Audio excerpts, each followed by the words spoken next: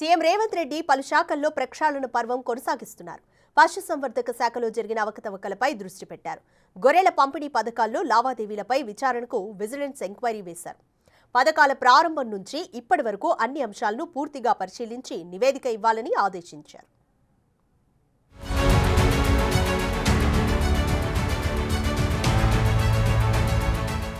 కాంగ్రెస్ అధికారంలోకొచ్చినప్పటి నుంచి సీఎం రేవంత్ జనరంజక పాలన దిశగా అడుగులు వేస్తున్నారు. ప్రతి విషయాన్ని ప్రజలకు అర్థమయ్యేలా చెబుతున్నారు.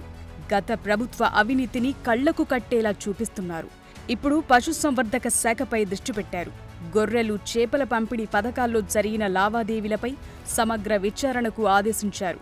ఈ పథకాలు ప్రారంభించినప్పటి నుంచి ఇప్పటి వరకు లబ్ధిదారుల ఎంపిక మొదలు గొర్రెల కొనుగోలు, పంపిణీ జరిగిన తీరుపై అన్ని కోణాల్లో దర్యాప్తు చేయాలని చెప్పారు.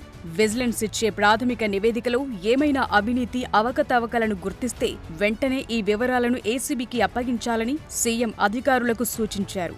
సచివాలయంలో పశుసంవర్ధక శాఖ, పాడి అభివృద్ధి, మత్స్యశాఖ అధికారులతో ముఖ్యమంత్రి రేవంత్ రెడ్డి సమీక్షా సమావేశం నిర్వహించారు.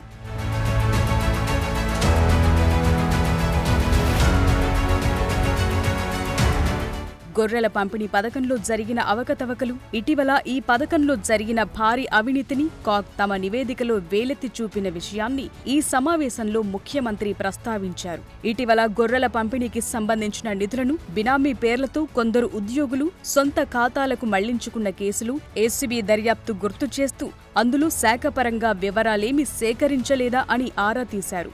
2017లో ప్రారంభించిన గొర్రెల పంపిణీ పథకంలో మొదటి విడతకు 3,955 కోట్ల రుణమిచ్చిన నేషనల్ కోఆపరేటివ్ డెవలప్మెంట్ కార్పొరేషన్ రెండో విడతకు ఎందుకు రుణమివ్వటం నిలిపివేసిందని ముఖ్యమంత్రి అధికారులను ప్రశ్నించారు.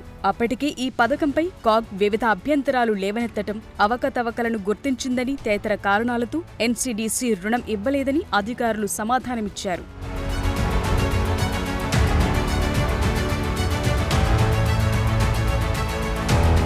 ఇప్పటికీ తమ వాటా కింద 25% డీడీలు చెల్లించి అందజేసిన లబ్ధిదారులకు ఎందుకు గొర్రెలను పంపిణీ చేయలేదని ముఖ్యమంత్రి ప్రశ్నించారు. రెండో విడతలో 85,488 మంది ఇప్పటికీ తమ వాటా కింద 25% డబ్బు చెల్లించారని, దాదాపు 430 కోట్లు జిల్లా కలెక్టర్ల ఖాతాల్లోనే ఉన్నాయని అధికారులు తెలిపారు. మరో 2,20,792 మంది లబ్ధిదారులు ఇంకా డబ్బులు కట్టలేదని చెప్పారు.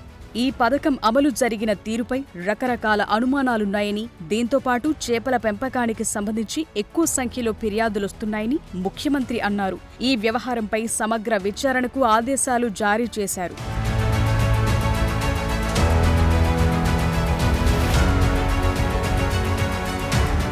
పాడి రైతులకు ప్రభుత్వం ఒక్కో లీటర్పై ఇచ్చే 4 రూపాయల ప్రోత్సాహకం 3 ఏళ్లుగా ఇవ్వటం లేదని అధికారులు సీఎం దృష్టికి తీసుకొచ్చారు. దాదాపు 203 కోట్ల బకాయిలు పేరుకుపోయాయని చెప్పారు. స్పందించిన ముఖ్యమంత్రి ఏప్రిల్ నుంచి పాడి రైతులకు ఇవ్వాల్సిన ప్రోత్సాహకాన్ని క్రమం తప్పకుండా విడుదల చేయాలని అధికారులను ఆదేశించారు. ప్రతి నెల గ్రీన్ ఛానల్ ద్వారా చెల్లింపులు జరిగేలా చూడాలని చెప్పారు.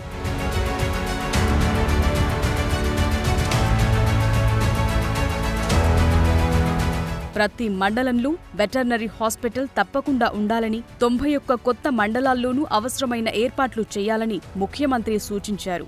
మొబైల్ వెటర్నరీ క్లినిక్ సేవలను కొనసాగించాలని, అందుకు అవసరమైన టెండర్లను వెంటనే పిలవాలని చెప్పారు. వివిధ పథకాల్లో కేంద్రం నుంచి వచ్చే నిధులను సద్వినియోగం చేసుకోవాలని అన్నారు.